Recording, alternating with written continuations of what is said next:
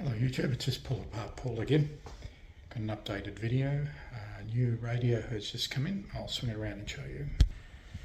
Okay, so what do we have here? We have the infamous 858 President Adams, based on a Cobra chassis. And one of the first radios I ever saw as a youth. It was on the back of a publication called CB Action. And it had all the glossy pictures of the President range here in Australia. And I always liked the look of this radio. So I've managed to find one. So what are we doing? First of all, there was a disassembly process to remove the faceplate. It's not in good condition. So what are the plans here? Alright, so the plans are to get this back to a standard configuration radio, give it a quick rehab, and that will include cleaning the board.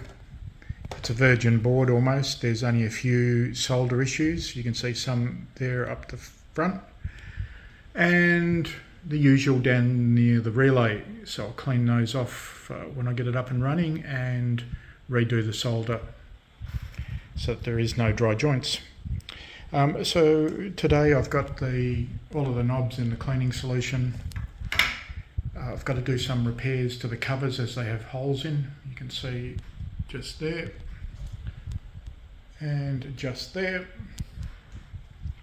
But the main point of the exercise today was just to investigate, see what I have in front of me, and it all looks very good. So remove the speaker. The only indication that someone has been in here has been here. Someone's tried to calibrate onto frequency in the PLL or play around with the PLL, but there's no other real modifications or damage that I can see at this point. No channels, no butchery. It's all looking quite good. One of the areas that I do need to look at is down there. So there's a small electrolytic that I'll need to replace. I do it on all my radios so as not to short out the relay if it ever blows. Alright, so this is where we're at. Today I just quickly went over the radio, threw out all the case screws, and as you could expect, the variety of screws in holes that they're not meant to be. All right, so removed all the screws, threw them in the bin, and then started on the case. And I brought out my box, which has all the assortment of screws. So for this radio, we need M2 screws, pan heads in black. On the top side, you need a slightly larger pan head at the top, back, and underneath. So for the purposes of today, I've used, for the case screws, brand new black ones. For every other screw that was factory that was shiny, I've used stainless steel M2 pan heads. On the chassis, I've gone through, because I've had issues in the past here, so this is just housekeeping for me. I've gone through and every screw I've replaced on the PCB, on the ground side, and I've added a washer. All of these did not have a washer, and they're reliant on making good connection. Yes, 99% of the time they do. But there were two very suspect ones here where they'd been taken out and the solder had disappeared.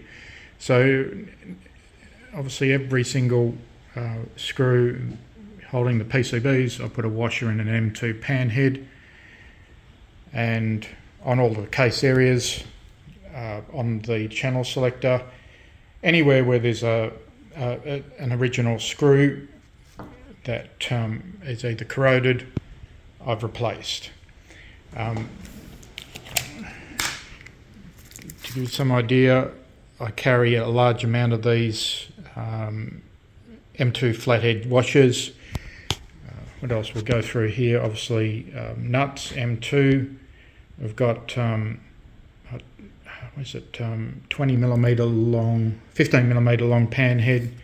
These are all the screws I've taken out today that were good. And then I've got extra long screws, which I can cut down if needed. Then I've got, there we go, the shiny M2s. I've got black M2s. These are slightly different type to these. These are a almost gloss finish. These are a matte finish or satin. And I've got PCB plugs.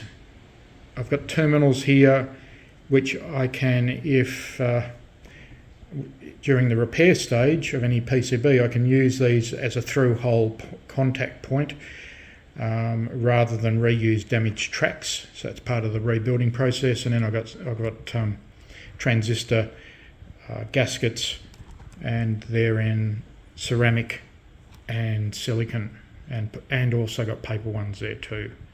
All right, so that gives you a summary of how I set up these restorations. And now that job's done, I will scrub the PCB. It literally, it's a very, very bad odour, as you can expect.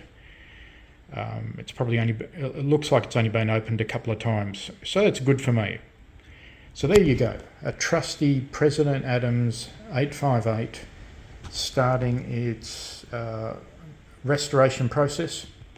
I have ordered a new silver faceplate for this bezel from CB Faceplates in the UK, and I've always found that service to be fantastic and reliable.